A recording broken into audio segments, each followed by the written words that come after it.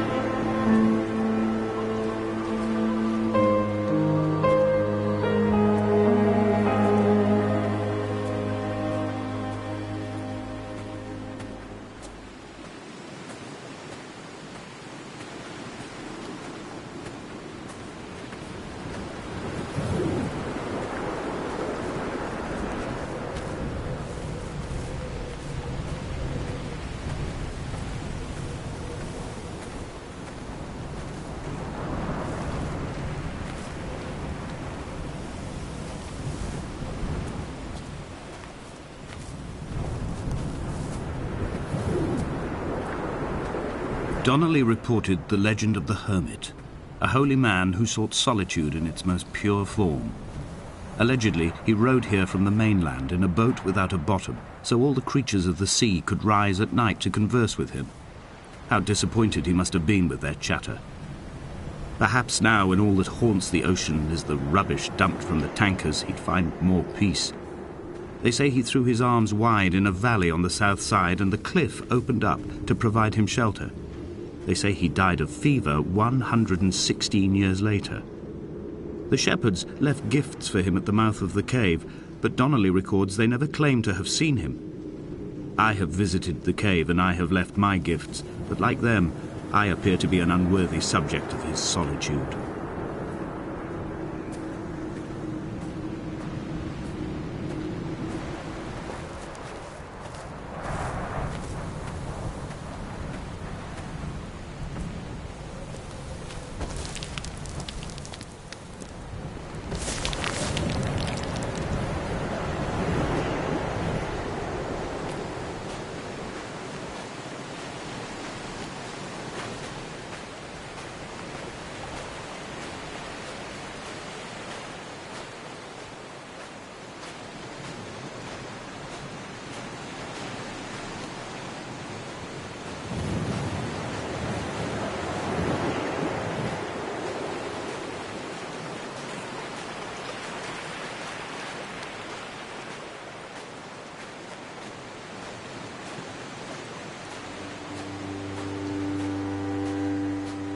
At night, you can see the lights sometimes from a passing tanker or trawler. From up on the cliffs, they are mundane. But down here, they fugue into ambiguity. For instance, I cannot readily tell if they belong above or below the waves.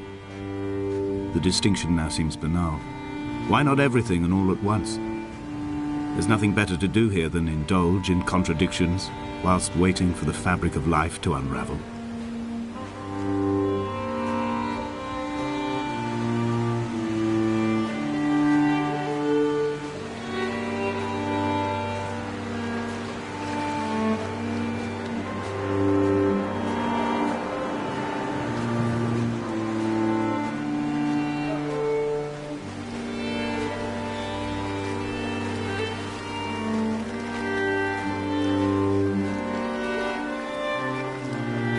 Found the ship's manifest, crumpled and waterlogged under a stash of paint cans. It tells me that along with this present cargo, there was a large quantity of antacid yogurt bound for the European market. It must have washed out to sea. God knows there are no longer gulls or goats here to eat it.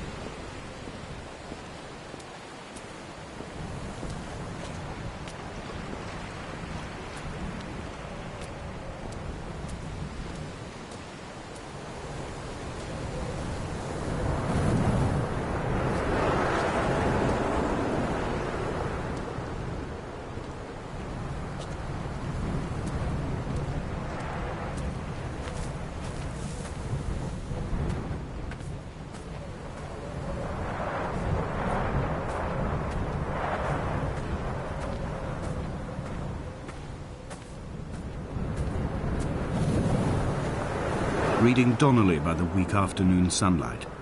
He landed on the south side of the island, followed the path to the bay and climbed the mount. He did not find the caves, and he did not chart the north side. I think this is why his understanding of the island is flawed, incomplete. He stood on the mount and only wondered momentarily how to descend. But then, he didn't have my reasons.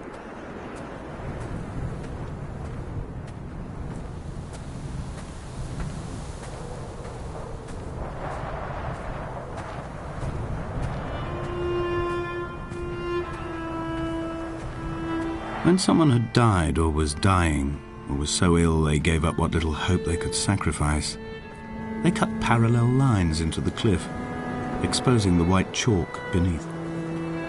You could see them from the mainland or the fishing boats, and know to send aid or impose a cordon of protection, and wait a generation until whatever pestilence stalked the cliff paths died along with its hosts. My lines are just for this, to keep any would-be rescuers at bay. The infection is not simply of the flesh.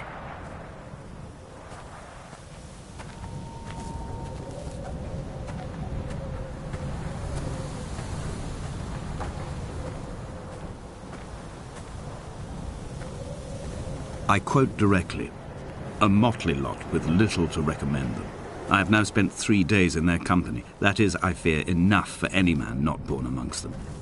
Despite their tedious inclination to quote scripture, they seem to me the most God-forsaken of all the inhabitants of the outer isles. Indeed, in this case, the very gravity of that term, forsaken by God, seems to find its very apex. It appears to me that Donnelly, too, found those who wander this shoreline to be adrift from any chance of redemption. Did he include himself in that, I wonder?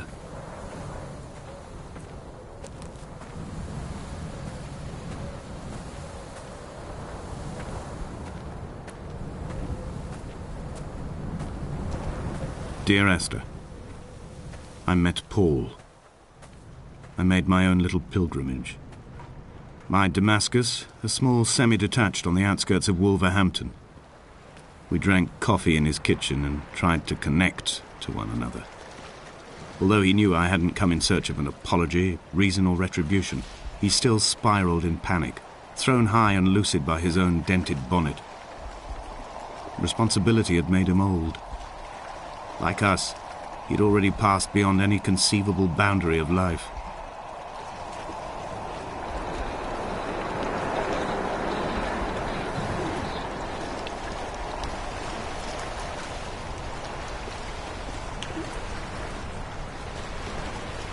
This hermit, this seer, this distant historian of bones and old bread, where did he vanish to? Why, asked the farmers. Why, asked Jacobson. Why bother with your visions at all, if you're just to throw your arms up at the cliff and let it close in behind you and seal you into the belly of the island, a museum shut to all but the most devoted?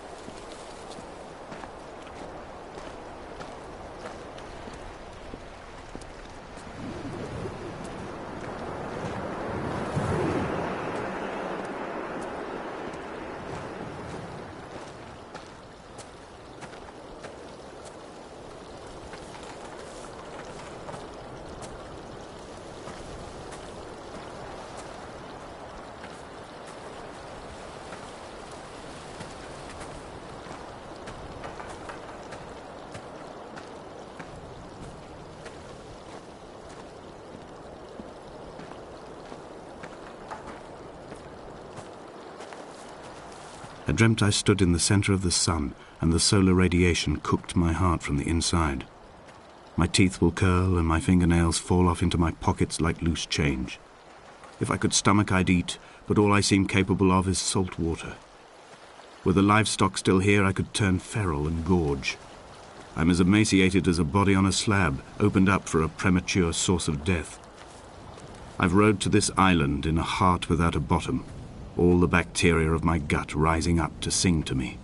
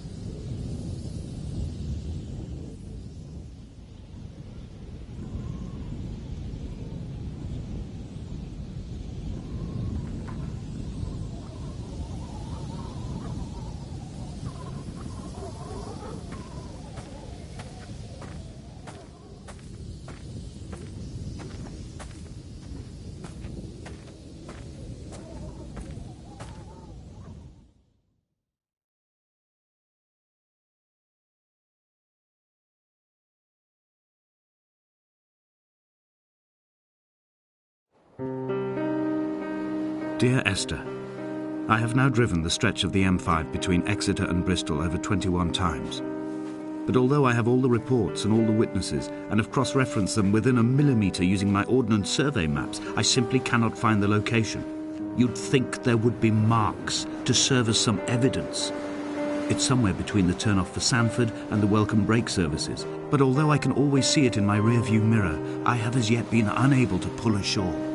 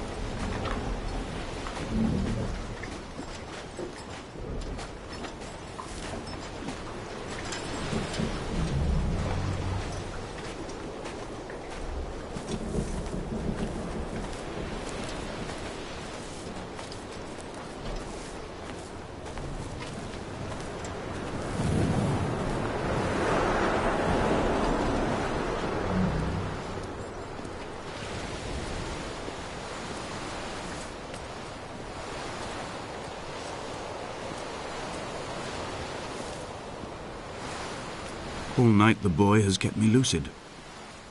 I sat, when I was at the very edge of despair, when I thought I would never unlock the secret of the island, I sat at the edge and I watched the idiot boy blink through the night. He is mute and he is retarded, and he has no thought in his metal head but to blink each wave and each minute aside until the morning comes and renders him blind as well as deaf-mute. In many ways, we have much in common.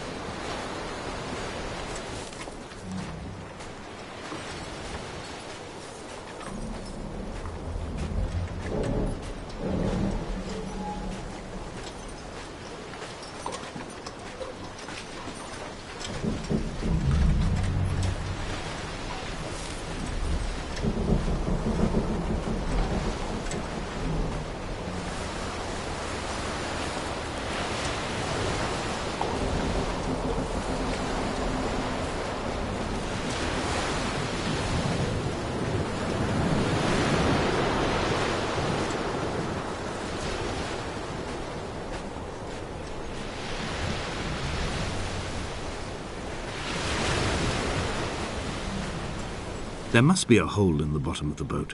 How else could new hermits have arrived?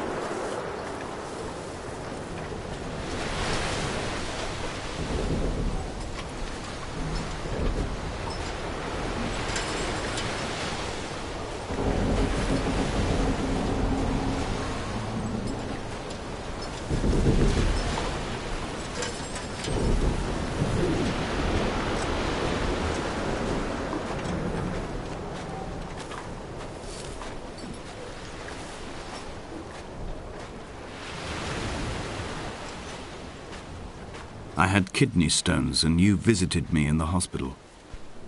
After the operation, when I was still half submerged in anesthetic, your outline and your speech both blurred.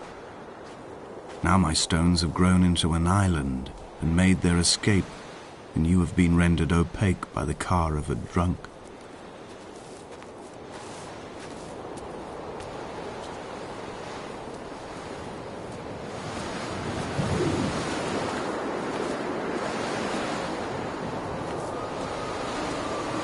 Is this what Paul saw through his windscreen?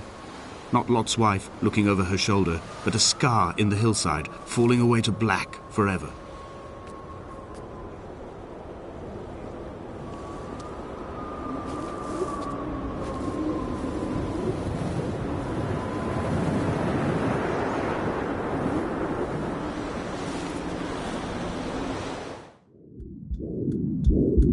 Come back.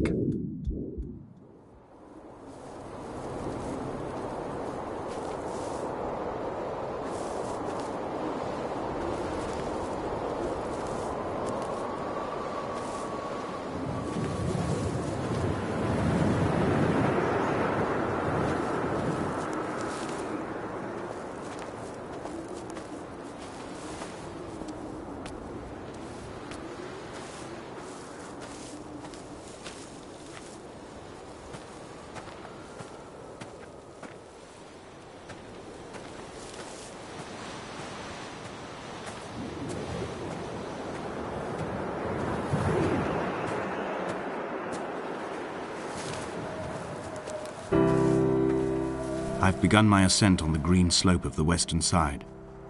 I've looked deep into the mountain from the shaft and understood that I must go up and then find the way under. I will stash the last vestiges of my civilization in the stone walls and work deeper from there. I'm drawn by the aerial and the cliff edge. There is some form of rebirth waiting for me there.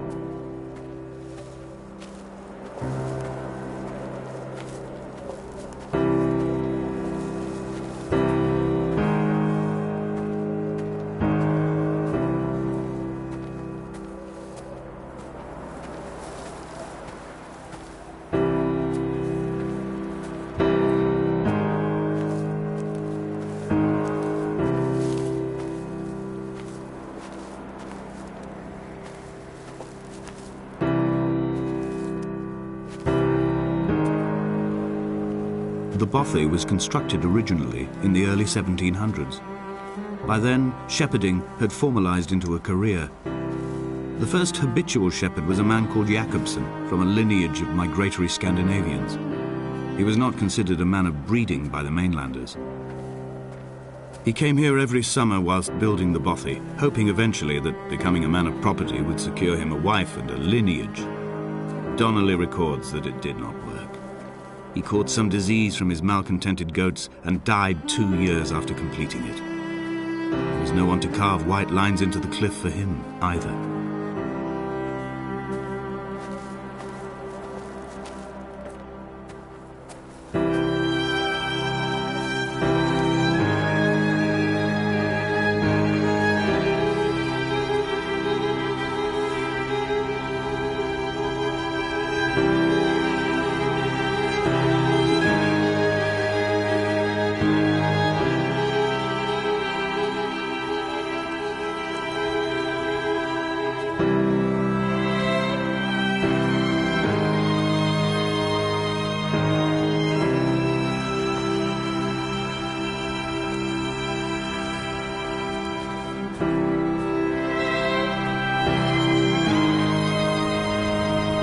Inventory. A trestle table we spread wallpaper on in our first home. A folding chair. I laughed at you for bringing camping in the lakes. I was uncomfortable later and you laughed then. This diary, the bed with the broken springs. Once asleep you have to remember not to dream. A change of clothes. Donnelly's book, stolen from Edinburgh Library on the way here. I will burn them all on the last morning and make an aerial of my own.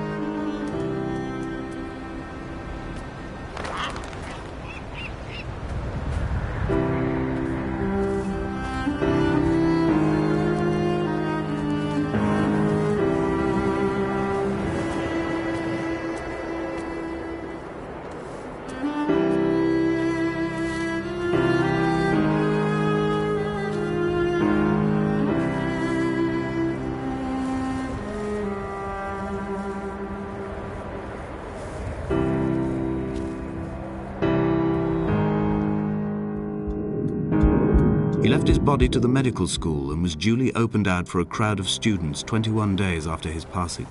The report is included in my edition of his book. The syphilis had torn through his guts like a drunk driver, scrambling his organs like eggs on a plate. But enough definition remained for a cursory examination, and, as I suspected, they found clear evidence of kidney stones. He's likely to have spent the last years of his life in considerable pain. Perhaps this is the root of his laudanum habit. Although its use makes him an unreliable witness, I find myself increasingly drawn into his orbit.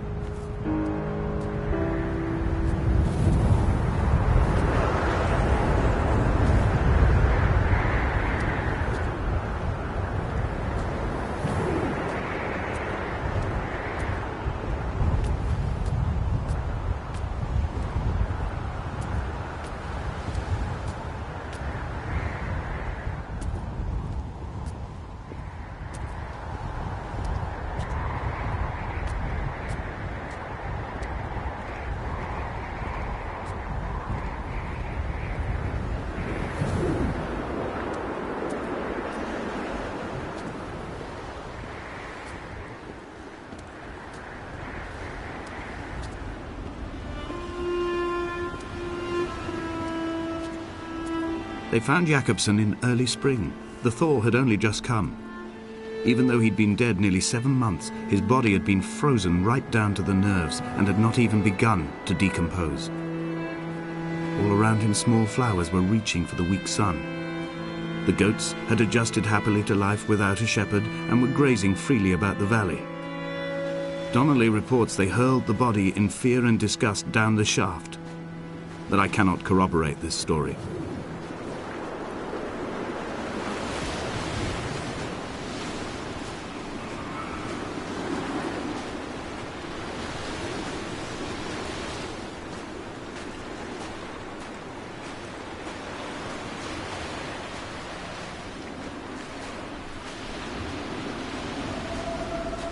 Climbing down to the caves, I slipped and fell and have injured my leg.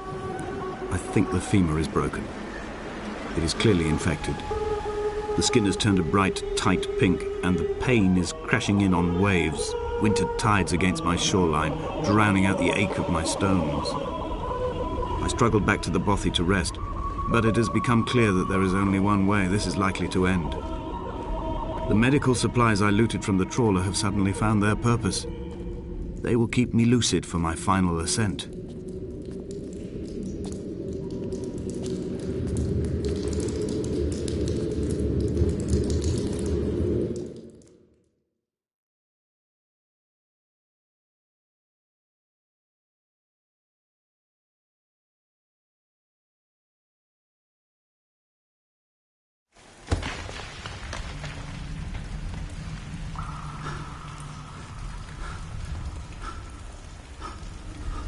From here, this last time, I have understood there is no turning back.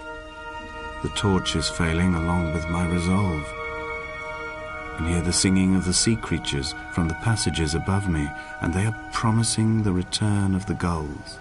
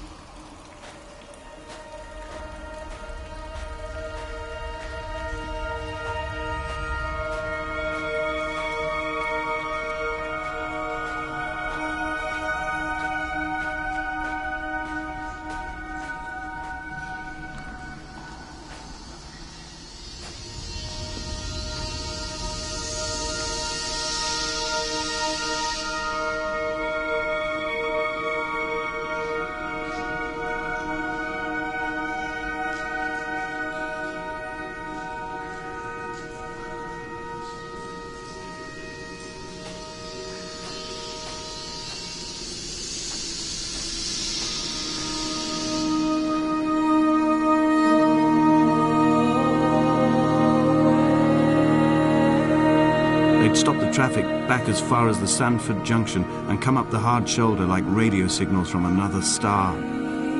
It took 21 minutes for them to arrive. I watched Paul time it to the second on his watch.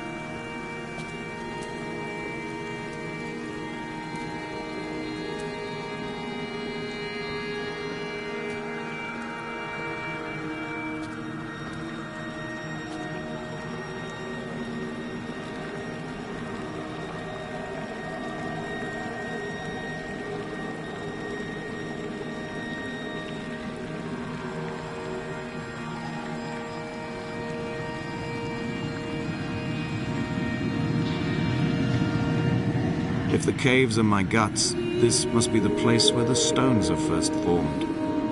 The bacteria phosphoresce and rise, singing through the tunnels. Everything here is bound by the rise and fall, like a tide. Perhaps the whole island is actually underwater.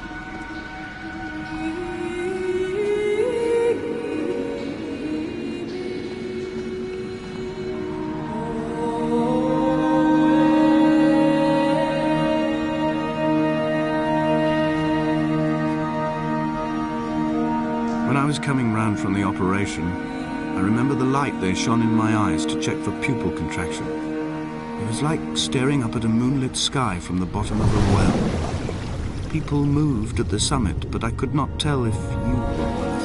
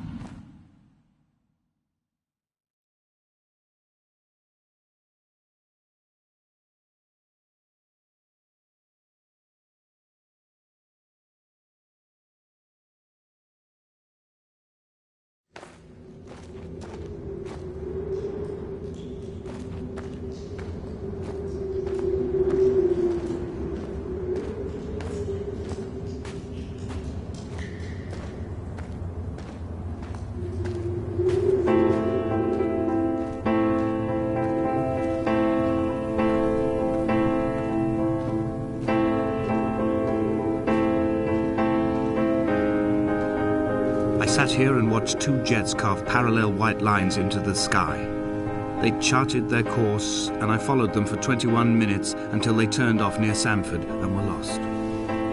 If I were a gull, I would abandon my nest and join them. I would starve my brain of oxygen and suffer delusions of transcendence. I would tear the bottom from my boat and sail across the motorways until I reached this island once again.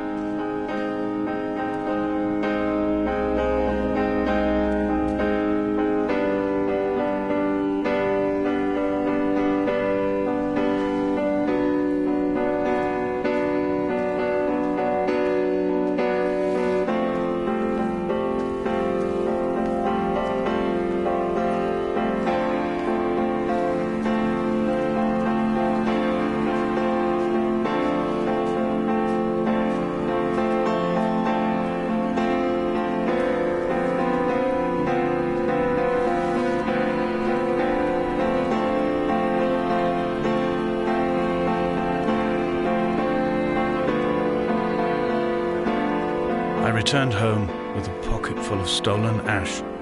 Half of it fell out of my coat and vanished into the car's upholstery, but the rest I carefully stowed away in a box I kept in a drawer by the side of my bed. It was never intended as a meaningful act, but over the years it became a kind of talisman. I'd sit still, quite still for hours, just holding the diminishing powder in my palm and noting its smoothness. In time, we will all be worn down into granules, washed into the sea and dispersed.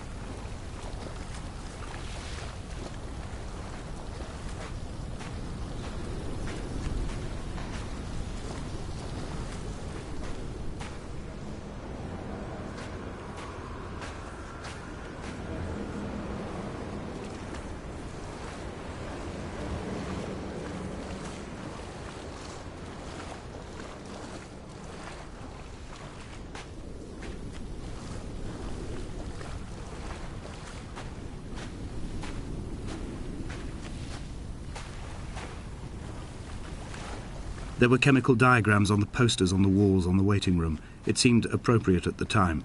Still life abstractions of the processes which had already begun to break down your nerves and your muscles in the next room.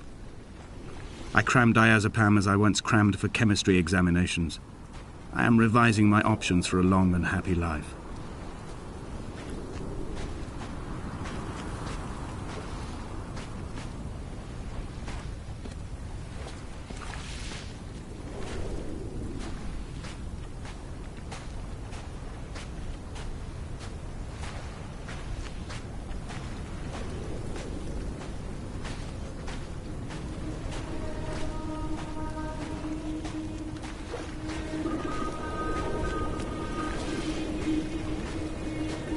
From here, I can see my armada.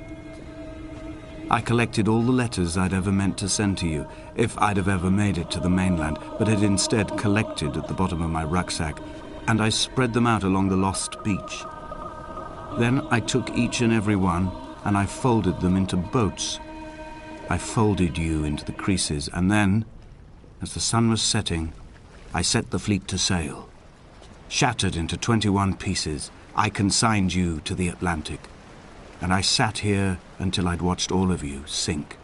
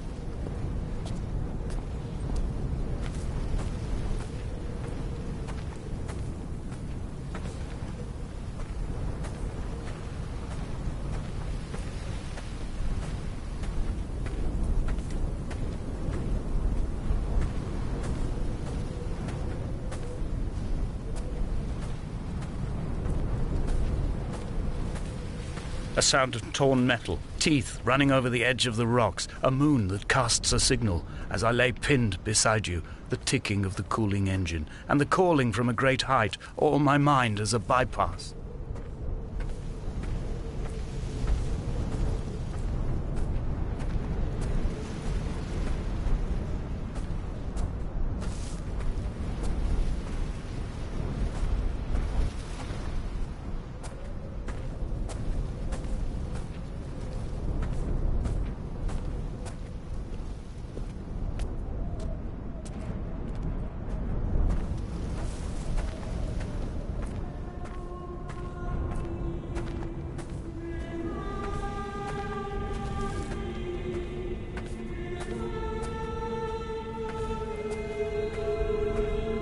I've begun my voyage in a paper boat without a bottom. I will fly to the moon in it. I've been folded along a crease in time, a weakness in the sheet of life. Now you've settled on the opposite side of the paper to me. I can see your traces in the ink that soaks through the fiber, the pulped vegetation. When we become waterlogged and the cage disintegrates, we will intermingle. When this paper aeroplane leaves the cliff edge and carves parallel vapor trails in the dark, we will come together.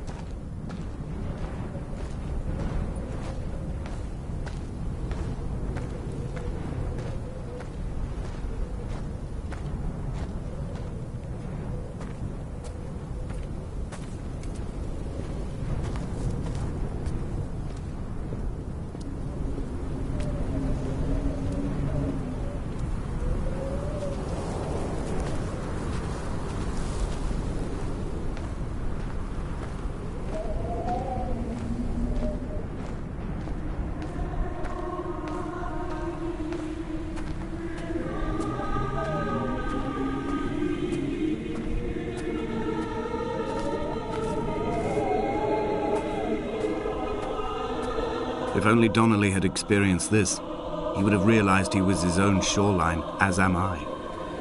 Just as I am becoming this island, so he became his syphilis, retreating into the burning synapses, the stones, the infection.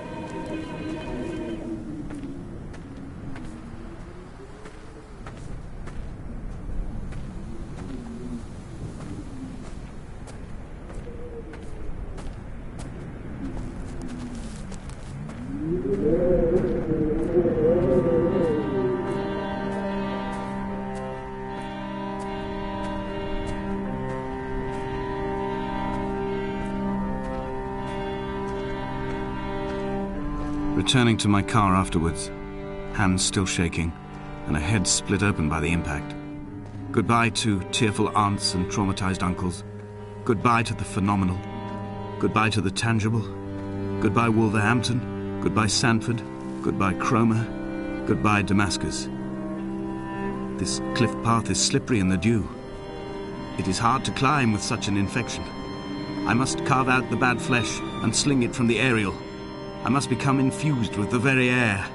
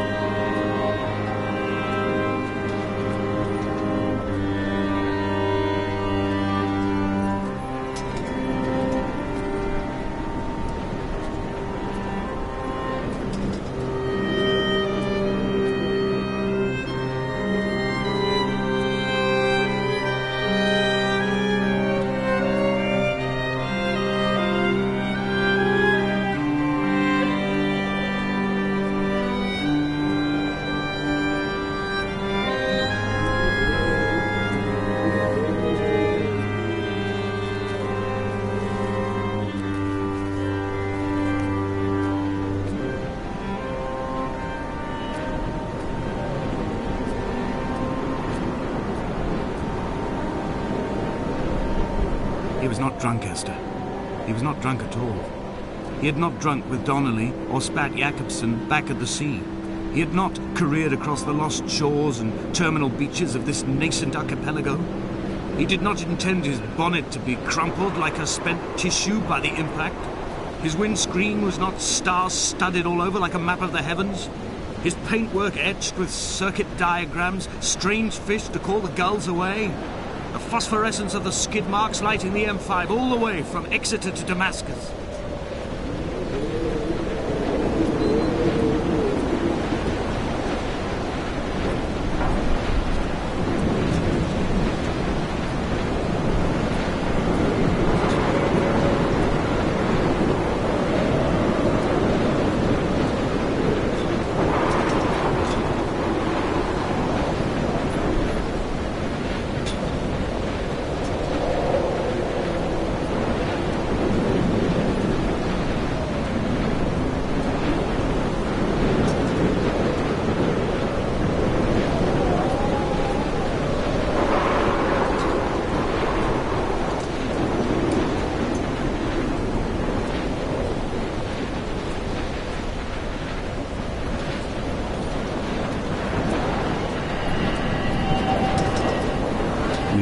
twin vapor trails in the air, white lines etched into these rocks.